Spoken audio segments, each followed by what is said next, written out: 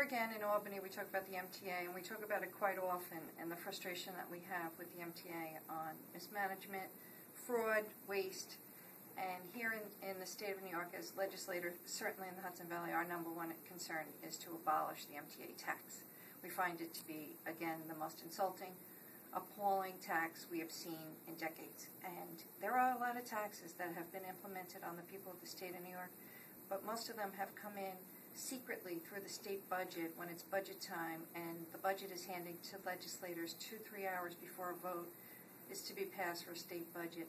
And inside that large amount of paper, and hot paper because it was just printed, are all these hidden taxes and fees. And I never vote yes, because I don't believe that the constituents in my district want me voting on a piece of legislation that has not been looked at, has not had an opinion of the public. And once again this year, I don't see the dialogue between the state and our constituents having a clear vision of what this budget is going to have, this vision of a sound, lean budget. And inside that is the hidden tool that we would like to see is the MTA.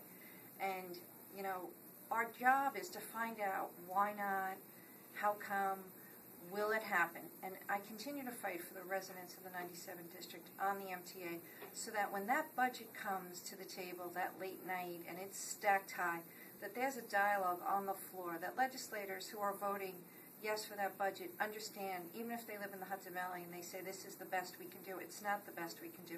Because hidden inside that paperwork, wouldn't it be nice to see that the MTA tax, we repealed it? So that's a goal again. The insult that we have with the quarter of a vote on the MTA is so insulting when Orange County is one of the fastest growing counties, Orange and Rockland. And here we have, you know, great representatives on our boards with a quarter of a vote.